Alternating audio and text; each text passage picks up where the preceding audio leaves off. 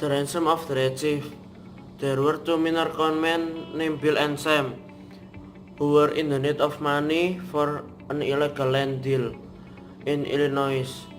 They need another $2,000 in order to do it.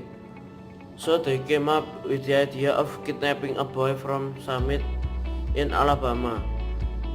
The boy that they were going to kidnap was not an ordinary boy. They were going to ask for a ransom.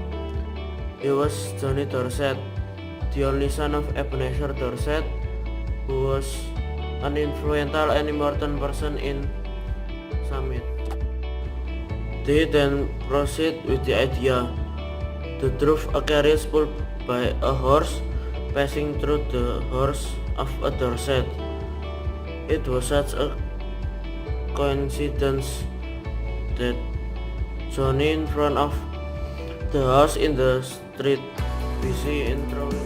Bill then tried to persuade Johnny to get in the carriage, but Johnny hit him right in the eye with a piece of rock. Surely it was not easy to get him in carriage, but Sam and Bill managed to do it. They then drove to their hideout, a cave that was covered with cedar trees. Johnny indeed was merely a 10-year-old boy, but this red-haired kid was surely as spoiled as hyperactive one as he kept pulling pranks on Sam and Billy. When they arrived in the cave, Johnny pointed a stick to Sam and he called as a paleface. It turned out that Johnny and Bill had been playing Indian. The poor Billy played Old Hank, a trapper that was captive by Johnny the Red Chief and soon to scalp at daybreak. Sam then casually asked wherever Johnny wanted to go home or not. To his surprise, Johnny didn't want to go home. He thought that this camping out idea was a fun thing to do compared to his boring times at home. Sam was happy as he thought that the kids wouldn't nag him about going home, and this surely would make things easier. Then they went to bed. At daybreak, Sam was awake by a series of Bill's terrible and painful screams. When Sam got near to them, he saw that Johnny was holding a sharp knife, ready to cut off Bill's top head, just like what he had promised the night before. It seems that Johnny immersed himself deep in the role of the Red Chief. Sam quickly took away the knife from Johnny. Poor Bill seems to be shocked that he didn't dare to sleep with the kid being there. After a while, Sam seemed to be curious whether there were any villagers searching for Johnny Dorset, and he intended to make sure about it. While Sam was going out to check, Bill was once again left alone, the merciless Johnny. This time when Sam back to the cave, he saw Bill was back up against the side of the cave with Johnny threatening him to hit him with a rock. It turned out that Bill hit Johnny as the kid portrayed hot potato down Bill's back and crushed it with his little foot.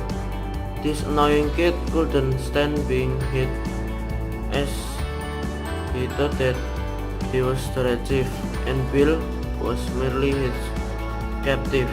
Bill seems to try to endure the plan being around Johnny when he asks Sam whether Ebenezer would really pay ransom for this horrible kid. While Sam was conversing, suddenly a rock as big as an egg hit Bill behind ear. The shot came from the sling held by the Red Chief. Bill was injured and Sam helped him to cure it. Sam then quickly came to Johnny and threatened to end his fun by sending him home right away if he didn't behave. As Johnny was getting more and more daring, Sam decided to send a letter to Ebenezer asking for ransom of only $1,500 down from $2,000 that they originally won. After sending the letter, Sam waited for the reply from above a tree. As predicted, a messenger came and put the reply letters under the trees and left right away.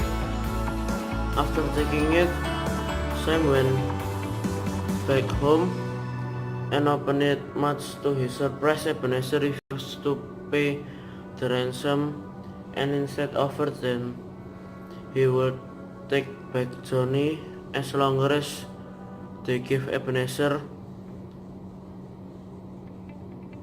$250 in exchange. Ebenezer did believe that they would take the offer. He demanded Johnny to be sent back home that night to avoid anything bad happening to both Sam and Bill. After reading this offer, Sam got mad, but when he saw Bill's expression, he hesitated for a moment. Poor Bill indeed was no longer able to handle the Red Chief's tremendous torments. Bill suggested to accept the offer. Soon that night, they took Johnny home. The naughty Johnny kept on holding himself tied to Bill's leg, and they started to cry loudly. He didn't want to end this camping out and the fun of having Indian games with Bill. Ebenezer then pulled him away slowly, and he said to both Sam and Bill to quickly run away. Ebenezer could only hold Johnny no longer than 10 minutes. Distance was used well by Sam and Bill. Bill, who was fat, even ran faster than Sam, who was a good runner. Johnny indeed had terrified Bill a lot. Ebenezer could only hold Johnny no longer than 10 minutes. Distance was used well by Sam and Bill. Bill, who was fat, even ran faster than Sam, who was a good runner. Johnny indeed had terrified Bill a lot.